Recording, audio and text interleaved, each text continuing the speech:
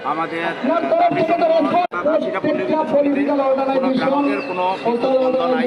আমাদের দাবি সকলের মধ্যে এক নম্বর দাবিটা হচ্ছে বর্তমানে আমাদের এই নির্যাতন জুলুমের মাত্রার জন্য যে দায়ী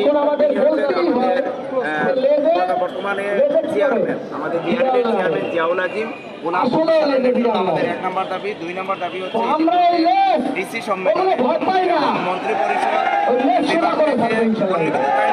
পল্লী সমিতিকে একীভূত করার জন্য সার্কুলার করা হয়েছে এবং স্বল্প সময় বাস্তবায়নের জন্য বলা হলেও এটি বাস্তবায়ন না করে পুনরায় আবারও দেখা যাচ্ছে যে এটাকে পুনর্বিবেচনার জন্য বিভিন্ন চক্রান্তের মাধ্যমে এটাকে বাস্তবায়ন না করার জন্য এটা চেষ্টা চালাচ্ছে। এই জন্য আমাদের মন্ত্রী পরিষদ বিভাগে যে সার্কুলার হয়েছিল সর্বোত্তম সময় বাস্তবায়নের জন্য সেটি বাস্তবায়ন করা। ৩ নম্বরটি হচ্ছে আমাদের ঝুঁকিপূর্ণ কাজে আমাদের একই কাজ বিভিন্ন ধরনের করে থাকে, অর্থাৎ কিছু নিয়মিত কিছু অনিয়মিত চুক্তিভিত্তিক এরকম আমাদের এখানে মিটার টিটাররা আছে, লাইন শ্রমিকরা আছে, কিছু পুষ্পকোটায় আছে, ওনারাদেরকে নিয়মিত করার জন্য। চতুর্থটি হচ্ছে আমাদের এই বৈষম্য বিরোধী কথা বলতে গিয়ে আমাদের কিছু কর্মকর্তাকে ইতিমধ্যে মিথ্যা মামলা দিয়ে হয়রানি করে জেল হাজতে পাঠানো হয়েছে এবং তাদেরকে চাকরিচ্যুত করা হয়েছে।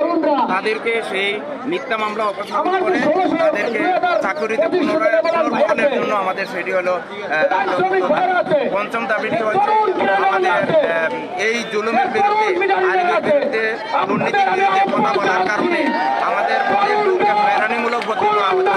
বিশেষ করে লাইনম্যান সকল পর্যায়ে প্রায় ৭,০০০ লোককে বদলি করা হয়েছে। এই হয়রানিমূলক বদলিগুলো প্রত্যাহার করে আমাদেরকে পুনরায় জায়গার মধ্যে পুনর্বাসনের জন্য এটা আমাদের ৫ নম্বর দাবি। ৬ নম্বর দাবিটি হচ্ছে আমাদের আন্তর্জাতিক শ্রম আইন অনুযায়ী কর্মকর্তা নির্ধারণ করে দেওয়া। আমাদের বিদ্যুতের আমাদের সেই নির্দিষ্ট কর্মঘণ্টা নাই, বিশেষ করে আমাদের লাইনম্যান আছে সকলের কর্মকর্তা নির্ধারণের। ৭ নম্বর দাবিটি হচ্ছে আমাদের আসলে যে কোনো দাবি বাস্তবায়নের জন্য একটা নির্দিষ্ট সময়ের প্রয়োজন হয়।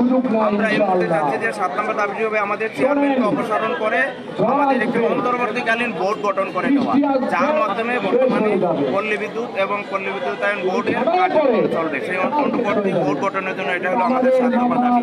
আমরা এই সর্বশেষ হলে এই ৭ নম্বর দাবিতে আমরা ১০ দিনের মতো গ্রাহক সেবা চালু রেখে আমাদের এই কর্মসূচি চলমান আছে, আমাদের এটা থাকবে। আমরা একটা প্রতিজ্ঞা নিয়ে এসেছি, হয় আমাদের মৃত্যু হবে নতুবা আমরা এই বিআরএবি নামক তালিমের কাছ থেকে মুক্তি নিয়ে ফিরব।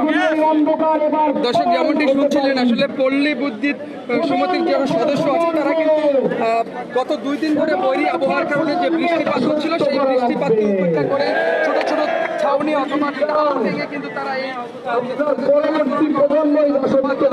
সেই দাবি কিন্তু অব্যাহত রেখেছে। আমরা নতুন লাইনম্যান ভাইটা আসছে, লাইন শ্রমিক ভাইটা আসছে, দাঁড়িয়ে ওই লাল শার্ট পরে বসে থাকুক। আপনি চান আপনার নিজের জন্য না হলেও আপনার সব থাকুক। সমস্যার কথা আমরা জানতে চাই কি ধরনের সমস্যার সম্মুখীন হচ্ছে অবস্থায় বৃষ্টিতে যেতে পারি না। সূর্য উদয়